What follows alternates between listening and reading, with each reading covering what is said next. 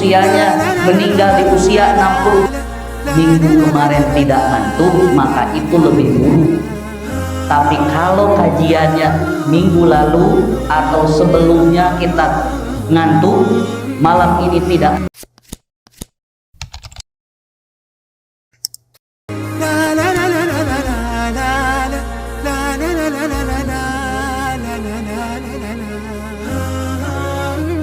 Billahi min syururi anfusina wa sayyiati a'malina. Man yahdihillahu fala mudilla lahu wa man yudlilhu fala hadiya lahu. Wa ashhadu an la ilaha illallah wahdahu la syarika lahu wa ashhadu anna Muhammadan abduhu wa rasuluh. Addal amanah wa nasahal ummah wa jahada fi sabilillahi haqqa jihadih. Salawatu rabbi wa salamuhu alaihi wa ala alihi wa sahbihi wa man tabi'ahum bi ihsanin ila yaumiddin, amma ba'd. Pertama dan paling utama, mari kita panjatkan puji dan syukur kehadirat Allah Subhanahu wa taala yang sampai dengan detik ini Allah Subhanahu wa taala masih memberikan kepada kita nikmat yang paling besar, yang paling agung, yaitu nikmat keimanan. Dengan nikmat tersebut kita bisa melangkahkan kedua kaki kita, memantapkan azam dan tekad kita untuk bisa hadir di majelis ilmu. Sesungguhnya nikmat keimanan satu-satunya nikmat yang tidak akan pernah bisa dibeli dengan apapun, tidak bisa ditukar dengan apapun, tidak bisa dijual, dan bahkan hadirnya nikmat tersebut dalam diri kita harus dan wajib kita rawat. Karena sebagaimana yang disampaikan oleh para ulama bahwasanya al-imanu yazidu wa yanqusu, iman itu bertambah dan berkurang. Artinya iman bertambah dengan bitta'ah, dengan ketaatan, wa yanqusu bil maksiyah, dan dia akan berkurang dengan kemaksiatan. Mudah-mudahan apa yang sedang kita ikhtiarkan pada malam hari ini adalah salah satu langkah kita untuk menjaga dan merawat keimanan yang ada dalam hati dan diri kita semua. Jamaah rahimakumullah, orang-orang yang sekarang saat ini sedang diuji oleh Allah Subhanahu wa taala dengan dihilangkannya salah satu anggota keluarga, dengan dizalimi, dengan diintimidasi. Bisa kita saksikan sampai dengan detik ini saudara-saudara kita yang ada di Palestina, Allah Subhanahu wa taala uji mereka dengan menghadirkan musuh-musuh agama Islam, yaitu kaum Zionis. Mereka dibombardir, mereka dizalimi, mereka dibunuh, mereka ditawan, mereka dipukul, mereka dilukai, mereka diamputasi. Tapi dorongan apa yang membuat mereka tetap bertahan sampai dengan detik ini, kalau bukan karena nikmat iman yang ada dalam hati dan diri mereka? Kalau bukan karena imanlah, kalau bukan karena iman, lalu dengan apa mereka bisa bertahan? Apakah dengan harta? Apakah dengan anggota keluarga? Justru kalau dengan harta mereka sudah habis. Dengan anggota keluarga, banyak di antara anggota keluarga mereka yang sangat mereka sayangi dan cintai hilang dan sudah meninggal dunia. Kita pun sama, kita tetap bertahan sampai dengan detik ini, mengabdi, beribadah, dan melakukan aktivitas yang Allah Subhanahu wa taala tuntut dari kita semua. Kalau bukan karena dorongan iman, tentunya itu tidak akan pernah kita lakukan. Maka iman ini perlu kita rawat. Kemudian yang kedua, sebelum saya menyampaikan kajian di Sirah Nabawiyah, kita berada di akhir penghujung hari-hari bulan Dzulhijjah, hari bulan terakhir di dalam tahun Hijriyah. Allah Subhanahu wa taala menutup tahun Hijriyah dengan bulan haram dan akan membuka tahun Hijriyah juga dengan bulan haram. yaitu Muharram. Maka dari itu jamaah rahimakumullah, memang pergantian tahun untuk kita tidak ada keistimewaannya sama sekali, tidak ada. Bahkan Nabi SAW dengan para sahabat pun tidak pernah merayakan pergantian tahun itu. Hanya saja kenapa para ulama membahas tentang keutamaan bulan, bahkan ada yang mencari dalil atau hadis Nabi SAW yang berkaitan tentang rangkaian ibadah apa yang kira-kira seseorang lakukan di bulan-bulan haram itu. Maka jamaah rahimakumullah, saya tidak akan membahas kepada sunnah-sunnah, kepada ibadah-ibadah, apa yang harus Bapak Ibu lakukan dari rangkaian-rangkaian ibadah dalam rangka meningkatkan kualitas iman dan takwa, tidak itu. Yang saya ingatkan ada satu perkataan salaf rahimahullahu ta'ala, beliau berkata, la khayra fil hayati illa litaibin aw rajulin ya'malu fid darajat. Tidak ada satu kebaikan pun dalam kehidupan seseorang kecuali bagi orang yang selalu bertaubat kepada Allah dan seseorang yang selalu melakukan kebaikan dalam rangka meningkatkan derajatnya di hadapan Allah.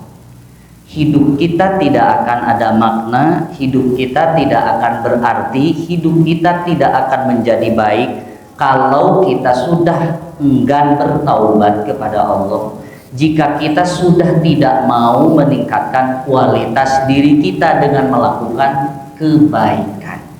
Dan Allah Subhanahu wa ta'ala bahkan bersumpah dengan salah satu dari makhluknya, yaitu dengan waktu. Dalam surat Al-Asr, Allah Subhanahu wa ta'ala berfirman, a'udzubillahi minasyaitonirrajim, bismillahirrahmanirrahim, wal asri, demi masa, demi waktu.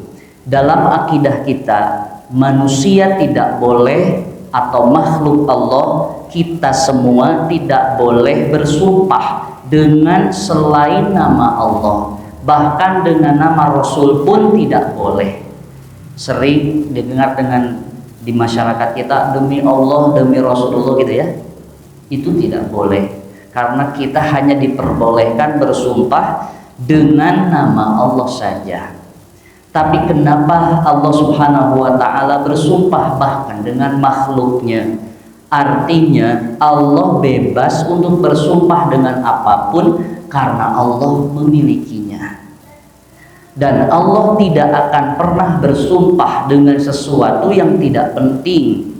Maka kedudukan waktu dan masa dalam surat Al-Asr itu memiliki hal yang penting bagi kita, sampai Allah bersumpah dengan waktu itu, wal asr, demi masa, demi waktu. Allah ingin mengingatkan kepada kita bahwa kehidupan dunia ini ada batasnya.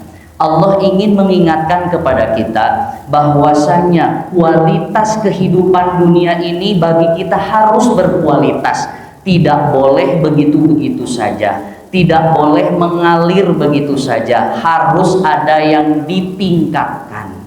Kalau ada yang ditingkatkan, artinya harus ada yang dikorbankan, harus ada yang diprioritaskan. Tidak boleh kita dalam kehidupan hari ini sama seperti hari kemarin. Bukankah dalam pencapaian dunia setiap hari kita selalu menghitung omset, selalu menghitung mana yang lebih baik untuk dilakukan agar pendapatan dan penghasilan kita meningkat? Bukan seperti itu. Setiap tahun kita bercita-cita, rumah kita ingin lebih bagus, ingin lebih baik. Kita bercita-cita pekerjaan kita ingin lebih baik, gaji kita ingin naik, penghasilan kita ingin cukup, dan lain-lain. Apakah kita tidak bercita-cita, jamaah rahimakumullah, dalam rangka atau dalam momen pergantian tahun ini, apakah kita tidak bercita-cita untuk meningkatkan kualitas kehidupan kita dalam urusan akhirat.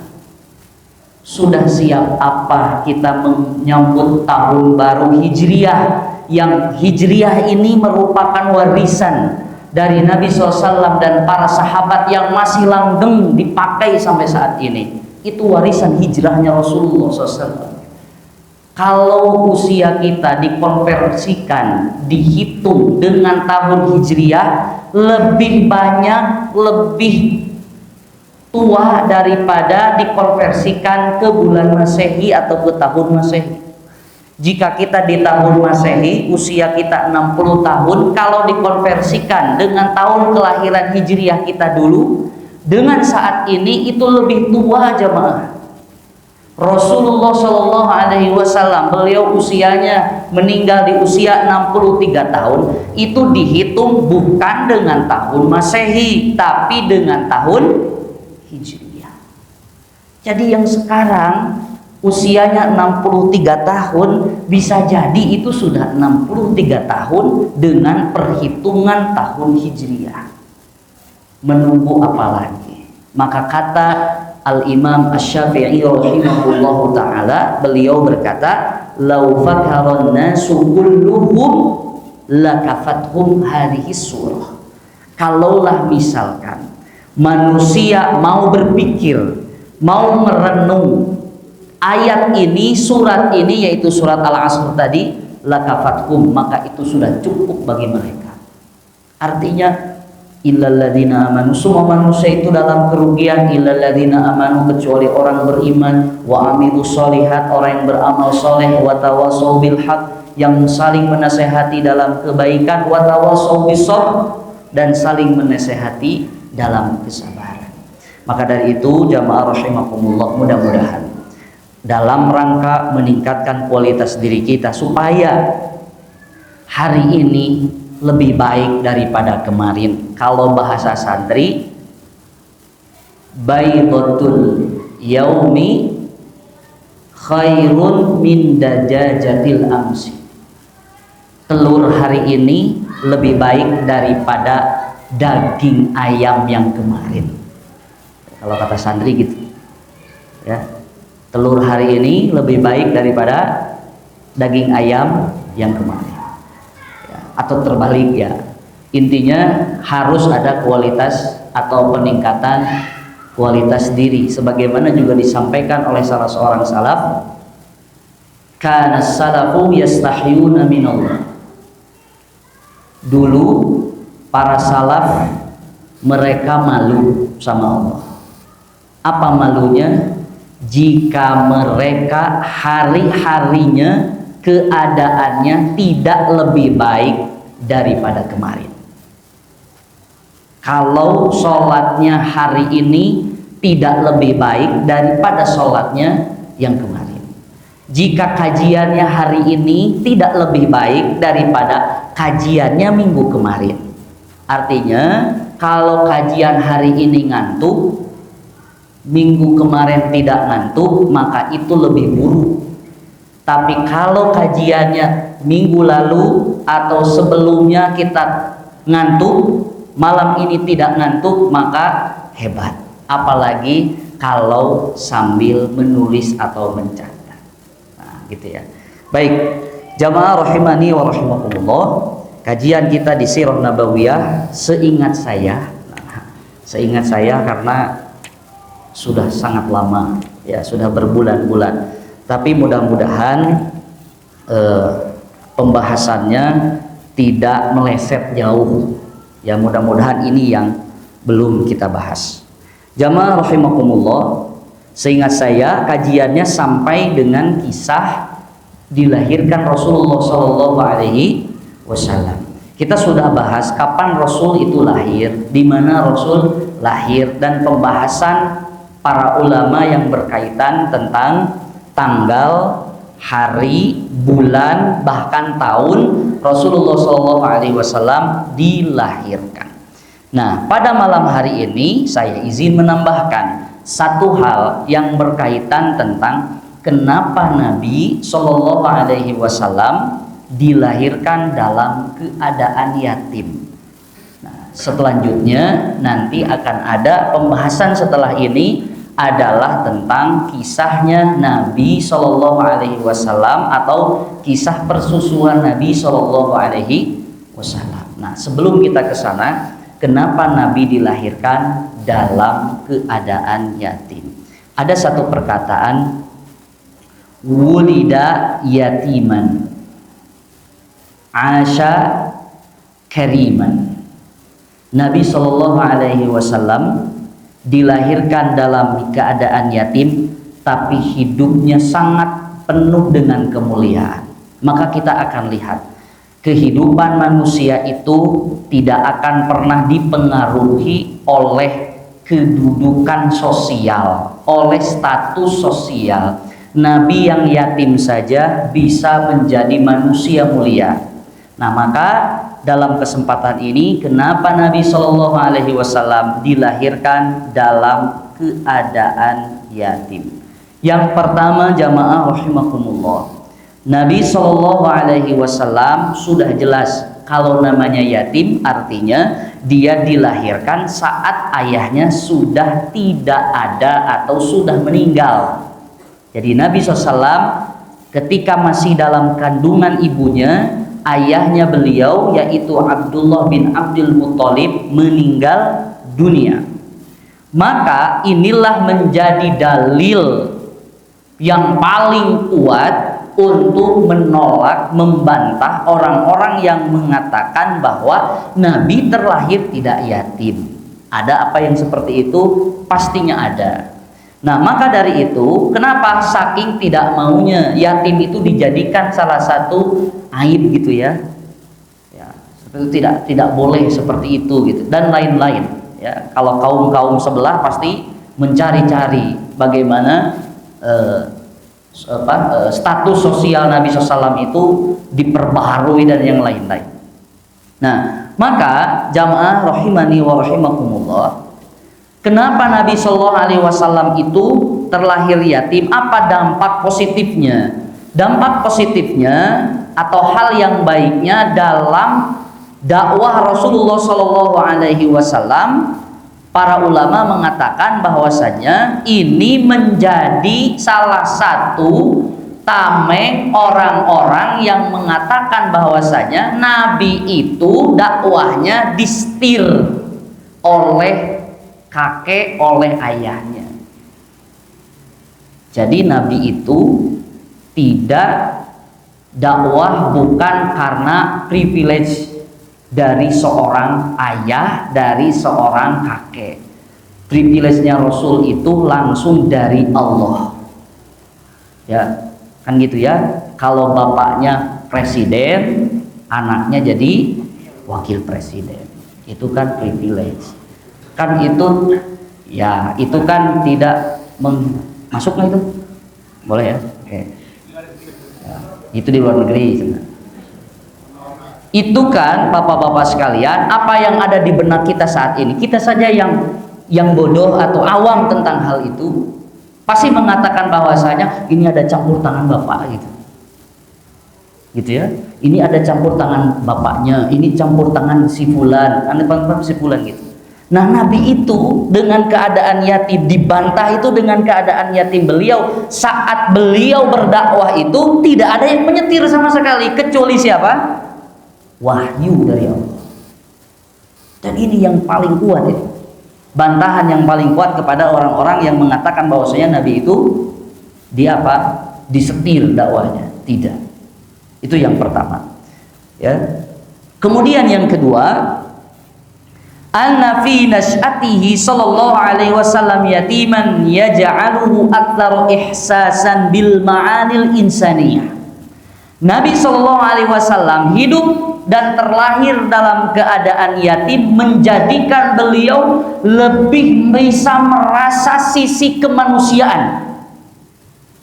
Jadi Nabi SAW itu sangat manusia yang sangat begitu simpati, memberi empati kepada orang lain. Itu kenapa? Karena beliau tahu bagaimana rasanya menjadi seorang yang terlahir tanpa seorang ayah. Ayah yang sudah meninggal dunia, mohon maaf, Di antara bapak ibu mungkin ada yang dulu terlahir dalam keadaan yatim, tidak memiliki ayah. Apa rasanya? Dan itu yang menjadikan bapak ibu atau menjadikan kita semua lebih bisa prihatin terhadap orang lain. Maka kata para ulama mengatakan bahwasanya Ibnul Aghniya la ilma lahu bimu'anatil fuqara. Seorang anak yang terlahir dari orang kaya dengan orang tua yang lengkap, Allahumma sholli wa sallim.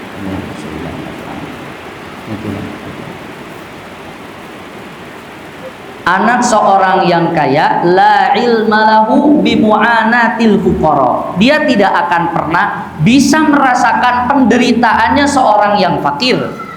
Bukankah Nabi SAW terlahir dalam keadaan yatim? Kemudian ketika menjelang dewasa, dia bersama Abu Thalib, bersama pamannya. Bukankah Abu Thalib itu seorang fakir? Iya, seorang fakir, seorang yang kekurangan harta. Bahkan Abu Thalib atau Nabi SAW pada saat itu dicemburui oleh anak-anaknya Abu Thalib. Dan orang-orang bilang, kenapa engkau lebih mencintai Muhammad daripada anak-anakmu? Mencukurak bahasa kia lamun beunghar mah atuh pantes ngurus budak batur gitu. Ieu mah keur mah susah ngurus budak dulur. Nah gitu. Itu kan sangat begitu luar biasa. Dan Nabi SAW sangat bisa merasakan mu'anatil fuqara, penderitaan orang-orang fakir seperti apa. Dan inilah kata para ulama, wa hadzan naw' minal hayati wa qarari rasuli rasidan minal khibrati fid da'wah inda mamu'id.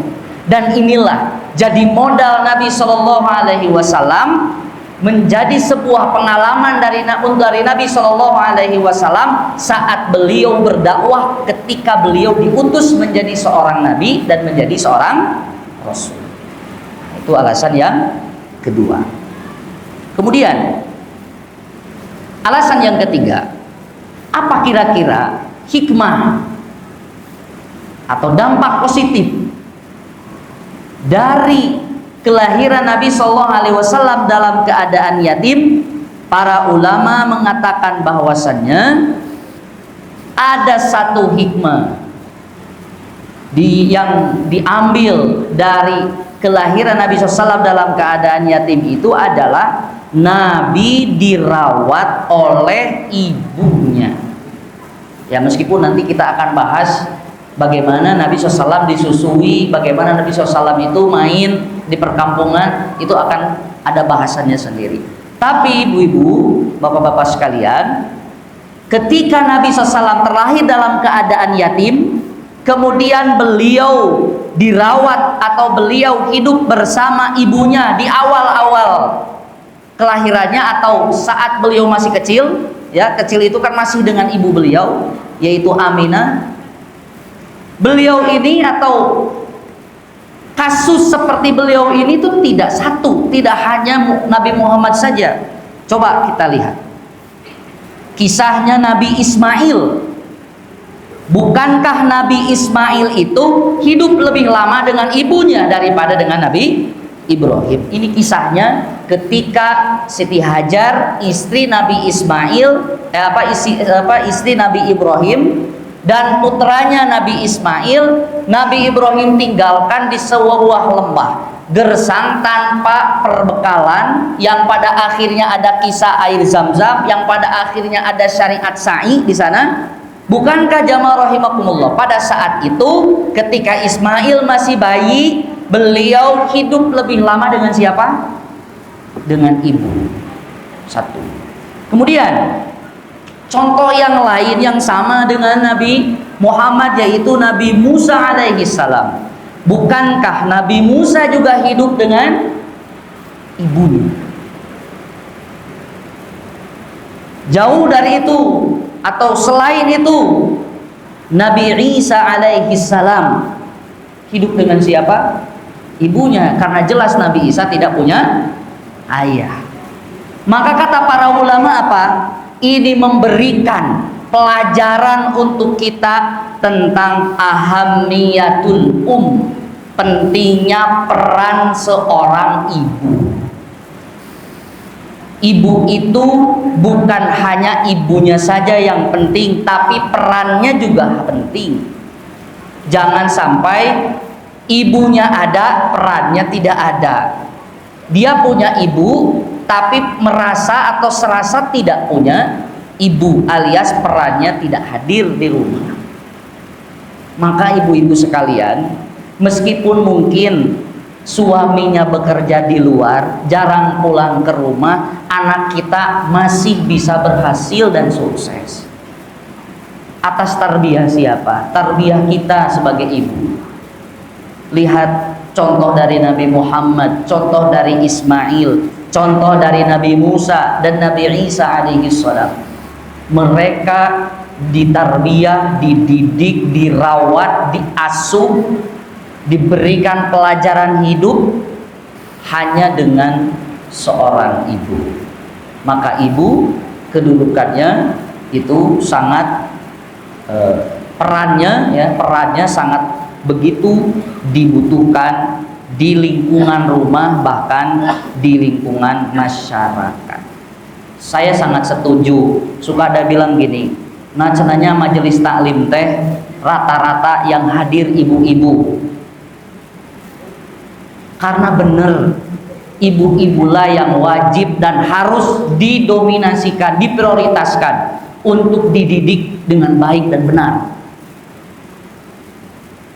Karena dia akan menjadi madrasatul ula, madrasah yang pertama untuk anak. Tapi sekarang jadi masalah. Masalahnya apa? Anu hadir di majelis taklim teh nini anu geus teu boga budak.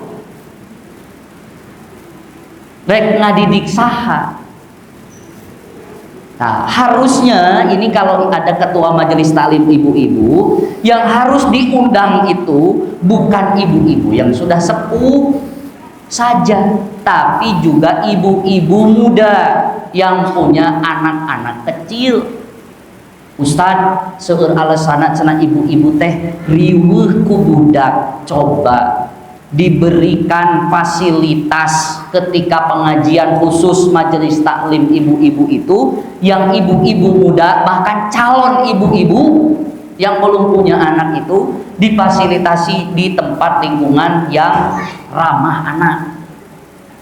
Sekarang kan bingungnya ibu-ibu cenah karena ibu-ibu madrasatul ula cek nini teh ari abdi balik ngasuh saha, mamatahan saha. Madrasatul ula sekarang cenah madrasatul ula geus kaliwat, budakna geus karolot, geus kawin, geus boga incu, kan gitu. Jadi sasarannya ibu-ibu di sana, ibu-ibu muda. Jadi majelis taklim anu sok disaragam teh ulah ibu-ibu anu sepuh engke mah aya Mahmud mama muda. Ya, seperti itu. Jadi saran ya, kasih ide ya, kasih ide. Baik. Kemudian jamaah rahimakumullah. Yang berikutnya adalah kenapa atau di antara hikmah kenapa Nabi Shallallahu Alaihi Wasallam dilahirkan dalam keadaan yatim, yaitu hatta la tatadakhal yadu abin haniyatin fi taujihihi. Sama seperti mirip dengan yang pertama tadi, alasannya supaya tidak ada yang menyangka dakwahnya distir bapak atau distir aki atau keturunan ke atas. Di sini juga dibahas lagi bahwa Nabi SAW itu supaya tidak ada campur tangan ayah. Bal yatawallahu Allahu subhanahu wa ta'ala. Bahkan Nabi mah tidak diarahkan ayah, tidak diarahkan kakek, tidak diarahkan paman dalam berdakwah, tapi langsung diarahkannya oleh Allah Subhanahu wa ta'ala, sebagaimana yang dilakukan oleh Allah kepada siapa? Nabi Musa alaihi salam. Nabi Musa alaihi salam. Maka Allah Subhanahu wa ta'ala berfirman dalam Al-Qur'an, wastona'tuka li nafsi, kata Allah. Wastona'tuka li nafsi. Aku telah memilihmu. Wastona'tuka li nafsi, aku telah memilihmu. Itu kata Allah kepada siapa? Nabi Musa alaihissalam. Ketika Allah sudah memilih, Nabi Musa kan jadi kalimullah, orang yang bisa diajak bicara oleh siapa? Allah Subhanahu wa taala. Wa qala ta'ala walitusna'a ala aini, kata Allah kepada Nabi Musa, agar kamu diasuh di bawah pengawasanku langsung. Ya. Nabi Musa berdakwah, pekerjaan dakwahnya itu di mandorana lain ku manusia, tapi ku saha ku Allah, diawasinya sama Allah langsung. Maka dari itu jamaah hadirin rahimani wa rahimakumullah, ada seorang berkata, Abu Hayyan, beliau menukil satu perkataan dari Ja'far As-Shadiq rahimahullahu taala, innama yutmu Rasulillah sallallahu alaihi wasallam li alla yakuna alaihi haqqun li makhluk. Mungkin bisa jadi Nabi sallallahu alaihi wasallam terlahir dalam keadaan yatim itu supaya tidak ada campur tangan makhluk di sana. Kemudian innama rabbahu yatiman, ada juga Ibnu Imad dalam Kashful Asrar, beliau mengatakan innama rabbahu yatiman li'anna asasa kulli kabirin saghir wa 'ubba kulli khatirin haqir. Kenapa beliau dilahirkan dalam keadaan yatim atau ditarbiyah dalam keadaan yatim? Li'anna asasa kulli kabir saghir, sesungguhnya pondasi, landasan awal seorang yang besar itu awalnya kecil dulu. Wa 'ubba kulli khatirin haqir, dan setiap balasan sesuatu yang mengerikan, sesuatu yang tidak baik, hakir, itu akan hina pada akhirnya. Maka inilah salah satu di antara alasan kenapa atau hikmah atau dampak positif dari kelahiran Nabi SAW dalam keadaan yatim. Sebelum adzan saya minta izin satu lagi, yang kelima, yaitu di dalam kelahiran Nabi SAW dalam keadaan yatim itu ada satu pelajaran yang penting bagi kita. Apa itu? Annal ghina wal rif'ah wal izzah la alaqata laha bil yutmi. Yang terakhir, sesungguhnya kekayaan, tingginya tingkatan seseorang, izah wibawa, kehormatan seseorang, la alaqata laha bil yutmi, tidak ada sangkut pautnya dengan yatim. Manusia yang terlahir dalam keadaan yatim itu bukan manusia hina. Sebaliknya, manusia yang terlahir dari seorang ibu dengan kedua orang tua yang masih hidup bahkan kaya raya itu juga tidak menjamin anaknya bisa jadi mulia. Ya, ini memberikan pelajaran. Di sini dibahas wala biman baqiya abawahu hayyaini. Begitu juga kemuliaan, kedudukan seseorang, tinggi derajat seseorang di dunia itu tidak juga hubungannya dengan karena ibu bapaknya masih hidup. Fakam min fardin minna yata'allaqu bil aulad wa mustaqbalil aulad. Banyak di antara kita para orang tua yang saat ini menggantungkan hidup kepada anak-anak mereka. Bahkan mereka terus selalu berpikir, selalu khawatir tentang masa depan anak-anak mereka. Ketika mereka bilang atau ketika mereka diajak untuk sedekah misalkan, idza du'iya ila sadaqah, ketika mereka diajak untuk sedekah, dia berkata auladi aula, anak-anakku lebih diprioritaskan untuk aku kasih harta sampai aku tidak bisa bersedekah. Artinya aku tidak mau bersedekah kepada orang lain, aku prioritaskan anakku saja, hartaku ini untuk anakku saja. Dan mereka banyak itu di antara mereka yang bilang seperti itu, disuruh sedekah tapi alasannya abdi mah budakna leutik keneh, abdi mah gaduh budak sakola keneh, abdi mah gaduh ABCD yang berkaitan tentang anak. Mereka berdalil dengan salah satu hadis Nabi, innaka antada'a ahlaka bi khair khairun min antada'ahum yatakaffafun nas. Mereka atau sesungguhnya engkau akan meninggalkan keluargamu dengan keadaan yang baik itu lebih baik daripada engkau meninggalkan mereka, anak-anakmu itu dalam keadaan meminta-minta kepada manusia. Maka dari itu jamaah hadirin rahimakumullah, ada satu hadis Nabi SAW, dan ini merupakan salah satu ancaman atau salah satu peringatan untuk kita semua.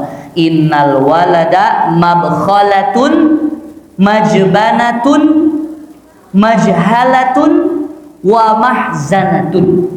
Kata Nabi, innal walada, sesungguhnya anak itu penyebab mabkhalah, kikir seseorang.